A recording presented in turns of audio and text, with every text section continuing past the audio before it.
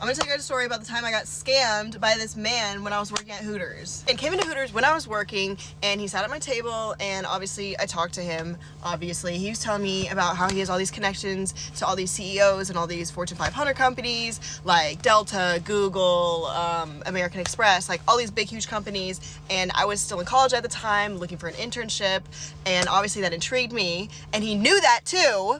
So anyways, he tells me he can get me an internship at Delta, because Delta was the company that I really wanted to work for. So he tells me he can do this. He comes into Hooters all the time, takes up my tables. And he also didn't tip me that much. He would tip me 20% on his meal every time, but meals at Hooters are like $20. So the food is so cheap that if you tip 20%, it's like, that's $4. So thank you for your $4, sir, but I don't really need that. Anyways, he even made me meet him in person to go over my resume, go over interview questions. I met him at this Barnes & Noble, obviously in public places, never at like my place or his place. That would be weird. But I still wasted my time. Anyways, it comes down to it. He tells me he's like getting divorced or something, some like sob story or something. Can't give me the interview, whatever. Ends up ghosting me after I had basically cut down my hours at Hooters for this internship, basically to prepare for it, to get this job.